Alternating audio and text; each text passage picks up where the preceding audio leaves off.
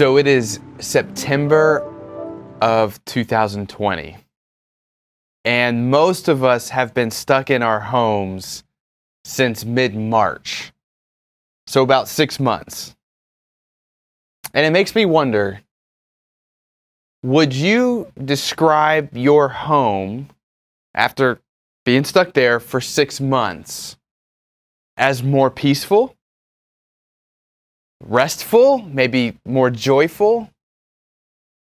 Or would you say, no, I think my home is a little more chaotic because everybody is there and no one leaves? Or my home is really tense. I feel like I'm always walking on eggshells. Relationships are hanging by a thread and there's always conflict.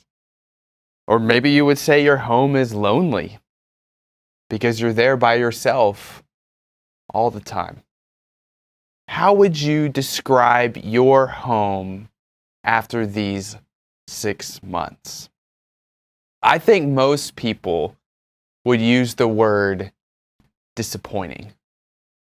I'm disappointed in what my home is like. I wish my home was more of a place of rest and peace. But this pandemic has caused it to be more of a place of stress and tension. You know, a pastor, counselor, author that I read often, a guy named Paul Tripp, once said that the words that come out of the mouth of a drunk weren't put inside of him by the alcohol, but rather the alcohol loosens his lips and released the words that were already inside of him. And in the same way, I don't think that this pandemic is the cause of the stress in our homes. Now, I don't think this pandemic is the cause of the challenges in our marriages. I don't think this pandemic is the cause of the loneliness we feel or the cause of the chaos in our house. Rather, I think this pandemic has exposed what was already there. And I think that's a really good thing because I think that means this pandemic is an opportunity to address our relationships and to address what is disappointing about our homes. So through this fall, we are going to begin a series of messages called My Blank Home. And we're going to be talking very frankly about all of the reasons that we might find our homes or our relationships disappointing.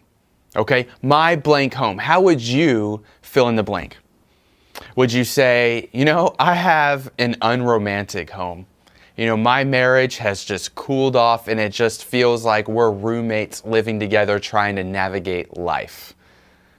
Maybe you would say, I have a tense home. All of the relationships are in conflict and we're fighting so much. Maybe you would say, I have a lonely home. Maybe you would say, I have a boring home. Maybe you would say, I have an abusive home.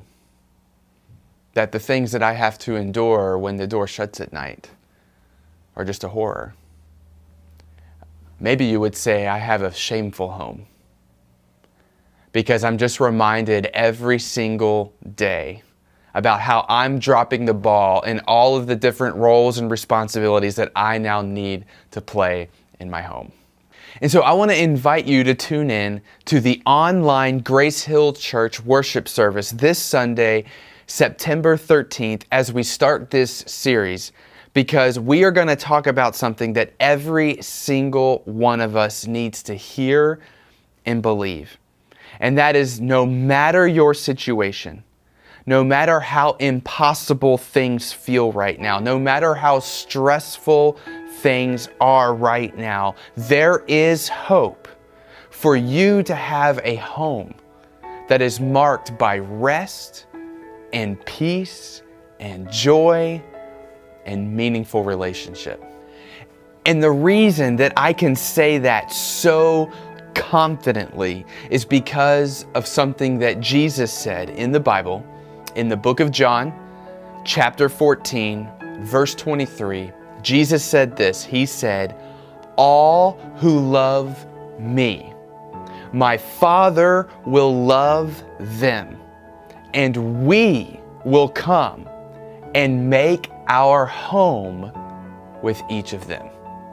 And one of the greatest promises that God gives to those who believe in Him is that He will come and take up residence in our hearts. He will make His home in our hearts. And if we will let Him settle in and give Him access to all the nooks and crannies of our hearts, He will start to bring transformation to our hearts and to our homes. And He'll begin to take tense relationships and turn them into life-giving relationships. He can heat up a cold marriage. He'll encourage the ashamed. He'll bring comfort to the lonely. He'll give patience to parents in the midst of chaos. He'll give courage to the abused to get out. And so will you join me this Sunday as we start this series and we try to understand what exactly Jesus means when He says that He will come and make His home in our hearts, and what that means for the homes that we live in every day.